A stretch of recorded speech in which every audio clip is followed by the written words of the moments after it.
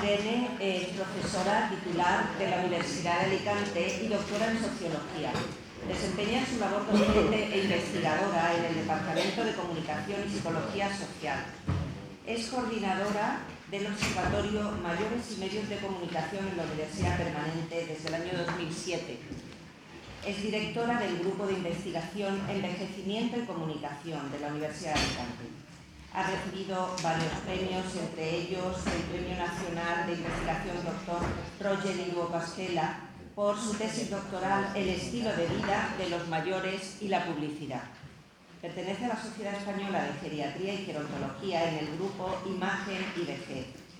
Se le otorgó también el Premio Beltrán Bágena, sección Ciencias Sociales y del Comportamiento al mejor artículo original publicado, presencia y representación de las personas mayores en la publicidad televisiva, el caso español. Irene nos va a hablar sobre el edadismo en los medios de comunicación. Bien, muchas gracias a la asociación, a la plataforma, por haberme invitado hoy a estar aquí. Y no me voy a extender mucho en los agradecimientos porque, de hecho, estoy pensando cómo resumir todo lo que quiero decir. Y bueno, comentar que ahora está muy de moda, de hecho, se podría decir que gracias a Dios se ha puesto de moda hablar del edadismo porque es poner encima de la mesa un problema real, un problema de discriminación real contra las personas mayores. El edadismo sabemos que actúa en ambos sentidos, gente joven y gente mayor. Aquí nos vamos a ocupar, obviamente, de la gerontofobia, de lo que es el edadismo hacia ese miedo a la vejez. ¿No se oye? Me lo voy a acercar más. ¿Así? Bien, pues yo estoy aquí porque, porque mi tesis doctoral la leí en el año 2005, ya había un interés que nació de muy dentro, de investigar. Yo me dedico a la comunicación, soy socióloga, doy clases en publicidad y relaciones públicas y decidí hacer mi tesis doctoral sobre la publicidad y las personas mayores porque cayó en mis manos un libro que hablaba de este tema y ya me di cuenta de que aquí había algo que no estaba bien, que había un grupo, estoy hablando de hace 2005, hace 20 años. Y tras esa tesis doctoral, Concha Bru, que está sentada aquí, me llamó un día y me dijo: Irene, tengo en la Universidad Permanente un proyecto en el que quiero que estés. Y ese proyecto era el Observatorio Mayores y Medios de Comunicación. Cuando nadie en España hablaba de esto, Concha ya vio aquí que había un problema real de discriminación y empezamos a trabajar desde ese año hasta la actualidad. Ahí en la tercera fila tengo sentadas a dos miembros del observatorio, Lola y Emi, dos investigadoras que investigan su propia realidad. Y empezamos a estudiar esto en los medios de comunicación y a luchar por una imagen de las personas mayores real y no estereotipada. Y es lo que hemos estado haciendo durante todos estos años, a través de la formación, de la investigación y la transferencia, con mucho esfuerzo, con mucho trabajo y con muy pocos recursos, José Luis, como vosotros. Pero hemos llegado hasta aquí. Y mi objetivo aquí es hablaros un poco de los resultados de nuestro trabajo en el observatorio en cuanto al edadismo en los medios de comunicación y poner un poquito de luz sobre esto. El edadismo, la discriminación, es algo que está socialmente construido, ¿vale? Y cuando algo está socialmente construido es muy difícil de deconstruir de la noche a la mañana. Y en esto los medios de comunicación tienen un papel fundamental. Perdonad que ponga fotos, pues que me gusta que los protagonistas de lo que yo voy a hablar también estén aquí. Y son personas mayores que trabajan mucho en la sombra para luchar contra el edadismo. Bueno, aquí tenemos un poco la definición de edadismo, no me voy a extender mucho porque ya se ha hablado aquí. Lo importante es tener claro que el edadismo es algo que se da en diferentes niveles en la sociedad. A nivel macro, institucional, como se ha comentado antes, instituciones, sanidad, bancos. A nivel meso, entre los grupos, y a nivel micro, individual, como ha comentado ahora mismo la compañera. ¿Qué pasa en los medios de comunicación? Que afecta a varios de estos niveles o realmente a todos. La comunicación es algo transversal. Aquí estamos comunicando. Las jornadas son una idea maravillosa. Lo que no se comunica no existe. Y cuando algo se comunica mal, ¿qué hace? Cargar de creencias, de falsas creencias y de estereotipos negativos una realidad. Y es lo que ha pasado durante muchísimos años, porque además si tiramos de historia nos podríamos ir incluso a la antigua Roma. Pero ahí está el mito de la Anus Ebria, la vieja borracha. O sea, esto viene de muy lejos. Bueno, pues me voy a ir centrando un poco en esto. Como he comentado, el edadismo es algo que impregna gran parte de la sociedad, se manifiesta a través de la forma en la que pensamos, la forma en la que nos sentimos, la forma en la que actuamos, es decir, todos los estereotipos, prejuicios, y esto se manifiesta realmente en una discriminación, pero es algo que se reproduce a todos los niveles dentro de la sociedad. Y esta discriminación muchas veces es muy sutil y a veces se encuadra en lo que son prácticas culturales, políticas, económicas, sociales, que están naturalizadas y normalizadas. Y aquí también es muy importante hablar de los microedadismos, que es lo que ha comentado la compañera. Esas frases que hacemos, porque hay dos tipos de discriminación, el involuntario y el consciente. El involuntario es el que hacemos todos nosotros sin darnos cuenta. Yo misma, y mira que llevo 20 años estudiándolo, y a veces me escucho y digo, ¿pero por qué he dicho eso? ¿O por qué he hecho esto? Está tan metido en nuestro ADN cultural y social que no es tan fácil desarmar esto. Lo importante es ponerlo como estamos haciendo todos encima de la mesa, ¿no? Este edadismo es particularmente visible a través de los medios de comunicación, que es lo que quiero centrar yo ahora el trabajo. Y su proyección, por ejemplo, de los cánones de belleza. Para ser guapo o guapa tienes que ser joven. También tiene mucho que ver aquí el enfoque biomédico del envejecimiento que se ha dado, que ha tratado la vejez como una enfermedad y no nos centramos en un enfoque bioético del envejecimiento, que aquí es como una cebolla que tiene muchas capas. Pero como digo, es algo que está socialmente construido y los medios de comunicación educan, socializan de forma informal. Hay una teoría que se llama, estoy hablando sin adelantar el PowerPoint, pero es que si no me voy a ir, quiero ir luego a las conclusiones. Hay una teoría que se llama la teoría del cultivo de Gerber, que dice que a base de todos nosotros que vivimos en sociedad consumimos medios de comunicación. Quien no ve televisión, lee prensa, escucha radio, escucha podcast o tiene redes sociales. Pero siempre tenemos una serie de medios preferidos, o periodistas a los que seguimos, o programas que nos gustan, o contenidos que, a base de la repetición de los contenidos, de las narrativas, de los discursos mediáticos en esos medios de comunicación, al final eso genera en nosotros la creencia de que tendemos a ver la realidad de forma parecida a la que nos muestran los medios. Y los medios de comunicación tienen un poder tremendo en la opinión pública y en las creencias. Por eso era tan importante analizarlo desde el observatorio. Nosotros lo hemos hecho estudiando contenidos de series de televisión, de publicidad y últimamente también de prensa. Entonces, voy a ir adelantando. ¿Por qué es importante estudiar estos discursos o estas narrativas? Por el lenguaje. El lenguaje, y no solamente el lenguaje verbal, el hablado y el escrito, sino también el visual, la imagen. El lenguaje conforma nuestra forma de pensar, también está condicionada por nuestra forma de hablar y al revés, se retroalimentan. Entonces, las metáforas que utilizamos para expresarnos condicionan la forma en la que vemos el mundo. Y nuestra forma de hablar, la forma en la que tienen los medios de comunicarnos las cosas, están plagadas de metáforas. Y es importante cuidar el lenguaje, tanto el personal, por lo del edadismo personal o antiinfringido, como el que utilizamos en los medios de comunicación, o el que se utiliza en las campañas de publicidad, el que se utiliza cuando haces una nota de prensa, o cuando pones un comentario en una red social. El lenguaje importa siempre.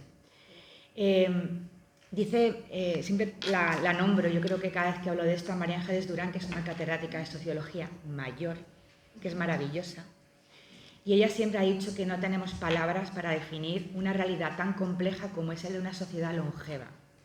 Es decir, la sociedad ha cambiado, pero no se ha dado cuenta. Entonces, no tenemos palabras para definir a personas mayores porque en realidad estamos en una nueva época, en una nueva era. Como que tampoco tenemos imágenes. Hace falta una nueva estética para ilustrar la sociedad en la que estamos. Nos faltan palabras.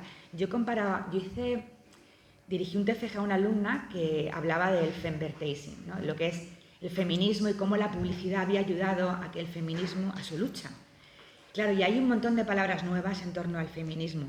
Tenemos que crearlas en torno a la lucha contra el edadismo. Es que no está. Es que tenemos que crear. El lenguaje también es algo vivo. Pues en los medios de comunicación esto es tremendo. Entonces voy a ir un poco a meterme en harina. Y también quería explicar, es que veis, me voy de un sitio a otro y eso que lo tengo organizado, el porqué de cada cosa. ¿Por qué existe el edadismo y por qué esta discriminación? Antes de pasar a los resultados, para que entendáis un poco mejor los resultados. Hay varias teorías que lo explican. Una es el fenómeno que en el mundo anglosajón se le llama the othering, los otros, ¿no? Que parece la película esta de los otros, pero no. Y es que, curiosamente, la discriminación por edad es una de las más extrañas que hay en el mundo de la sociología. ¿Por qué? Porque normalmente cuando discriminamos a los demás, discriminamos a los del otro grupo, otra raza, otro sexo, otro género. Tienen características diferentes a nosotros y como son diferentes los discriminamos. Pero la paradoja que se da con el edadismo es que se discrimina al yo del futuro. Te estás discriminando a ti mismo en otro momento de tu vida.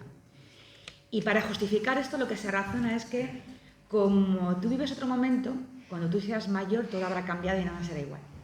Es una mentira que nos contamos. Que lo explica otra teoría, que es la del manejo del terror, que también es otra teoría sociológica que dice que el ser humano por naturaleza tiende a apoyar esas creencias o ideas que le dan paz o tranquilidad, aunque no sean verdad, digamos como, y rechazar todas aquellas que le recuerden su propia mortalidad. ¿Y qué pasa? Que un adulto mayor, una persona mayor, está más cerca de la muerte que una persona joven por biología pura. Entonces, los mayores son recordatorios de tu propia vulnerabilidad. Entonces, socialmente esto está muy implantado y reforzado también por ese enfoque biomédico. Esto explica un poco el porqué de esta sociología, de este constructo social alrededor del miedo a envejecer, ¿no? Y, por supuesto, el mito de la eterna juventud que viene de muy lejos. Nosotros estudiamos durante mucho tiempo, voy a comentar algunos, microbiologismos, lenguaje, y fundamental entender que el envejecimiento no es algo que sea como un proceso homogéneo, es algo subjetivo, muy heterogéneo, es un fenómeno multidimensional. Existen tantas formas de envejecer como estilos de vida o personas. Entonces, y los medios de comunicación, a través de los diferentes productos que nos ofrecen, tienden a homogeneizar esto, a dar una visión única. Y este es uno de los grandes problemas.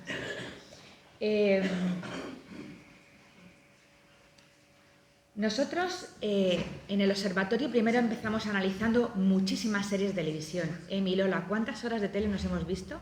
Muchísimas. Vamos a hablar primero de la ficción de televisión. ¿Por qué? Porque las personas mayores son grandes consumidoras de series, igual que la gente joven. Y aquí hay narrativas, hay personajes. Nos hemos encontrado con que la ficción, no solamente en nuestros estudios, sino lo que se ha publicado después por otros investigadores, que la ficción audiovisual se esfuerza todavía hoy en día por reflejar una cultura joven. Es decir, en el mundo de la ficción, en prime time, que es la franja que más audiencia tiene, y en general en todos los medios de comunicación, la proporción de personajes masculinos mayores triplica la de las mujeres. No solamente aparecen pocas personas mayores, sino que aparecen pocas mujeres mayores.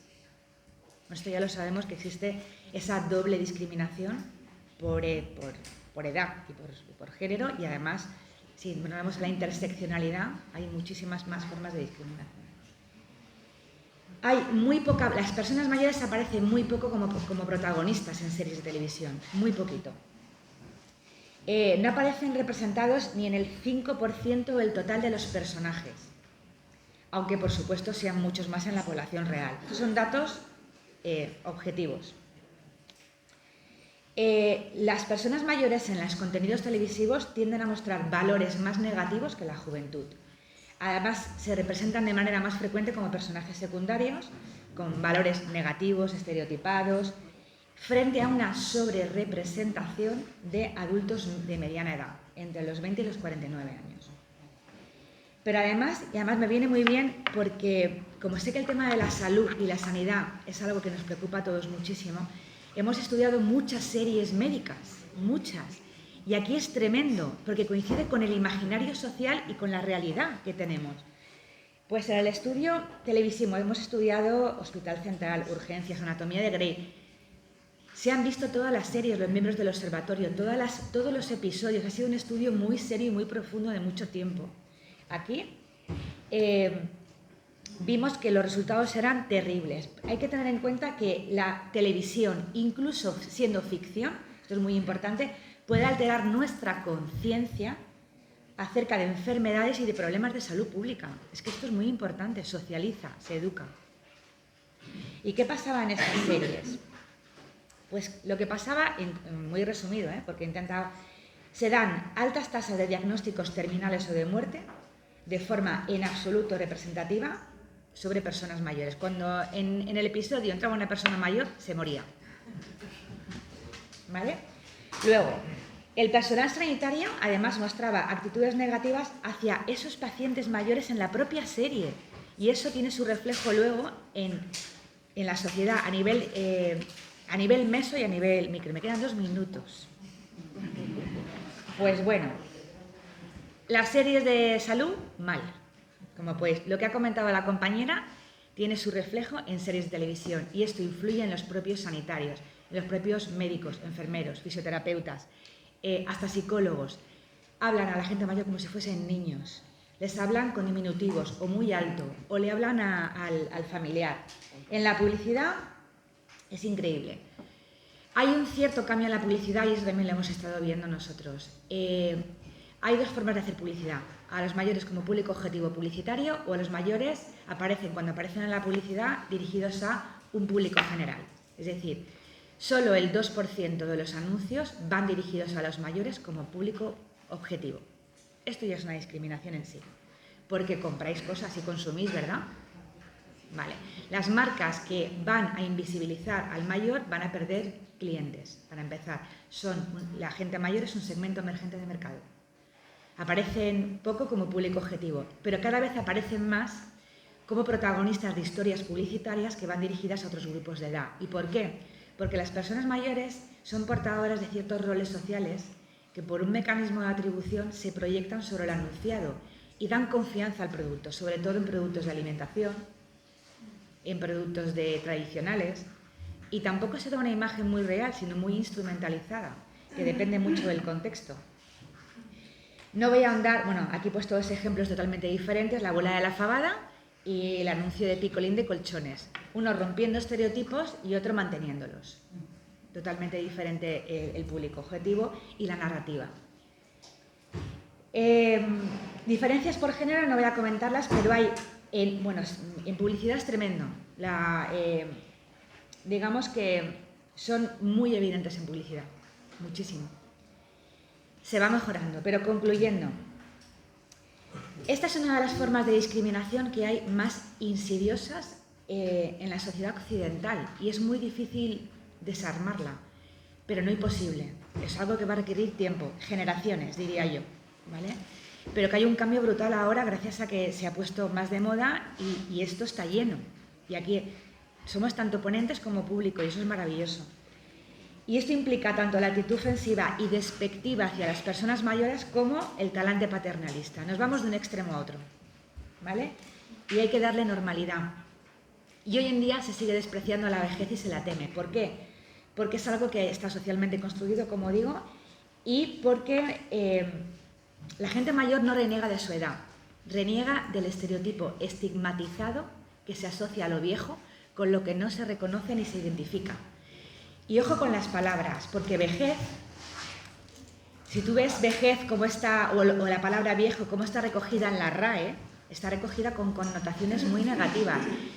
Pero la palabra no es nada sin el sentido que le damos nosotros. Por ejemplo, Ana Freixas, ¿la conocéis? Yo vieja. Ella reivindica la palabra vieja. La reivindica pero con otro contenido. La resignifica. Por ejemplo, y pone el ejemplo de esa frase de tenemos una vieja amistad. No hay frase más bonita y con una connotación más positiva, ¿no? Entonces el lenguaje es importantísimo y creo que esto quede por lo menos porque nosotros mismos tenemos que cuidar nuestras palabras y empezar a luchar contra el edeísmo desde nuestra propia autoconciencia, que es lo fundamental. Y como no tengo ni un minuto más, ya luego las preguntas, si queréis seguimos hablando. Muchas gracias.